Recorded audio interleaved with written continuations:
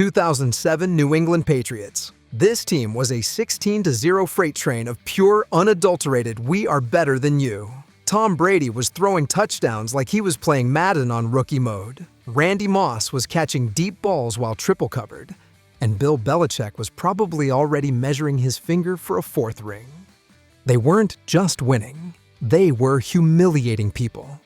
They averaged nearly 37 points a game and had a point differential of plus $315. In the history of teams that should have won, this is the undisputed heavyweight champion. But then came Super Bowl 42, a relentless Giants pass rush, and a guy named David Tyree who decided that the laws of physics were merely suggestions when it came to catching a ball with your helmet. The Patriots entered 18-0 and left 18-1. It remains the greatest wait. What just happened? Moment in sports history. Imagine building a billion-dollar rocket, launching it perfectly, and then having it explode because a seagull flew into the engine. That's the 0-7 Pats. You'd think an undefeated season being ruined by a helmet catch would be the peak of NFL heartbreak. But wait until you see what happens when a team decides that kicking the ball through the uprights is actually an optional part of the game.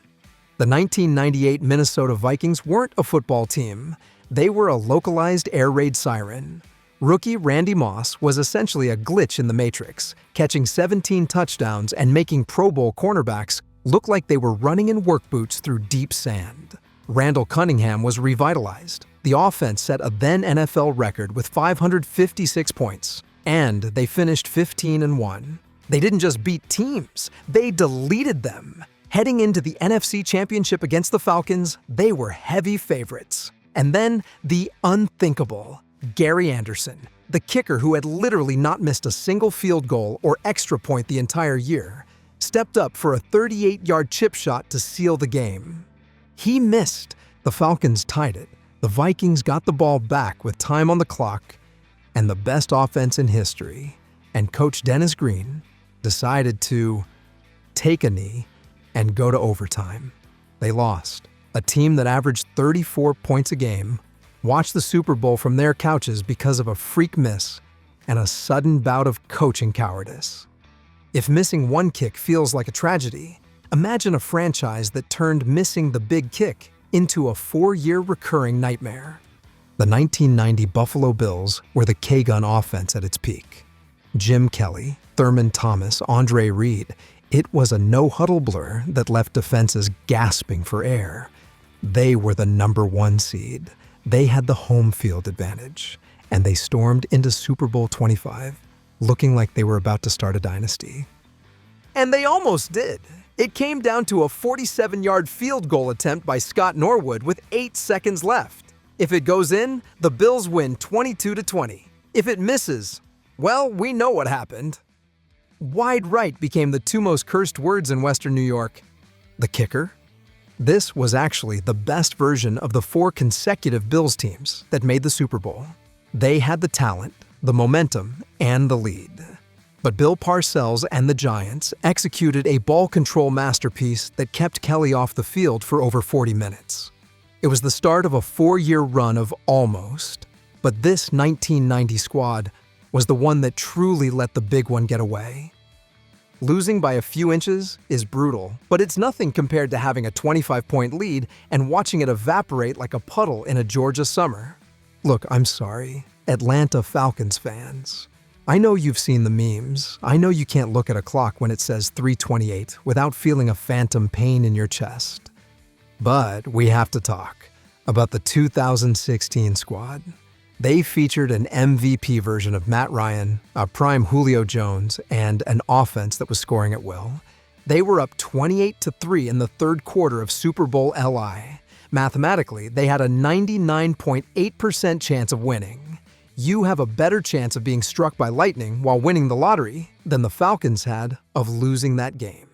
And yet, through a combination of Tom Brady's black magic and some truly what are we doing play calling, they stopped scoring. The Patriots roared back, the defense gassed out, and for the first time in Super Bowl history, we went to overtime. We all know how that ended. The best Falcons team ever assembled became a cautionary tale about never ever counting your chickens before they've been thoroughly roasted by a goat. From a collapse in the second half to a team that dominated for 3 years and forgot how to score in the one game that mattered most. The greatest show on turf was the most fun you could have watching football without being arrested. The 2001 St. Louis Rams featured Kurt Warner, Marshall Faulk, Isaac Bruce, and Torrey Holt. It was like watching a track team play football against people who were perpetually stuck in slow motion. In 2001, they went 14-2 and looked completely invincible. They entered Super Bowl 36 as 14-point favorites against a young, scrappy New England team led by a 6th-round pick named Tom Brady. The Rams were supposed to blow the doors off the place. Instead, Bill Belichick's defense beat the living daylights out of the Rams' receivers, disrupted the timing of the offense, and held them to just 17 points. A late Rams comeback tied it, but the legend of Brady began with a final drive and an Adam Vinatieri field goal. The Rams had the better roster, the better stats, and the better legacy, but they didn't have the win. It was the official end of a would-be dynasty and the birth of a real one. Speaking of teams that were physically superior but mentally checked out, let's go back to the 80s, when a team so dominant they were nicknamed the Hogs got absolutely roasted. Before the 2007 Patriots, there were the 1983 Washington Redskins. This team was terrifying. They set the NFL record at the time for most points in a season, 541, and had a turnover margin of plus 43. Let that sink in. They were taking the ball away nearly 3 times more than they gave it up. They went 14-2 and destroyed the Rams 51-7 in the playoffs. They walked into Super Bowl 18 against the Raiders expecting a coronation.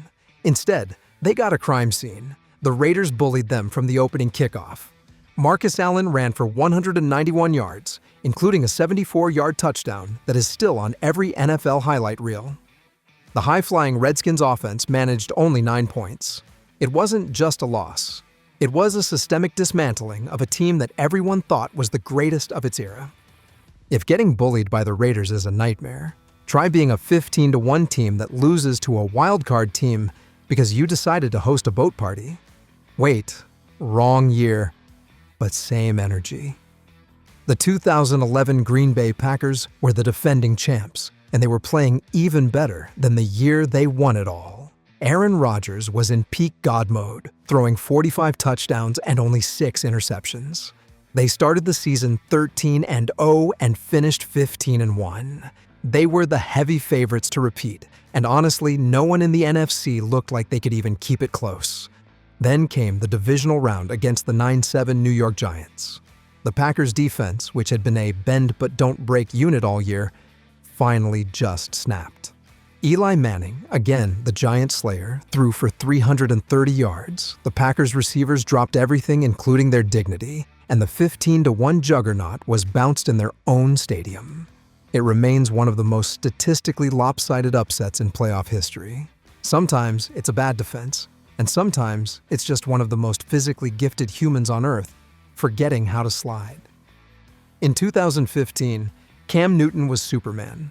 The 2015 Carolina Panthers were throwing, running, and dabbing their way to a 15-1 record.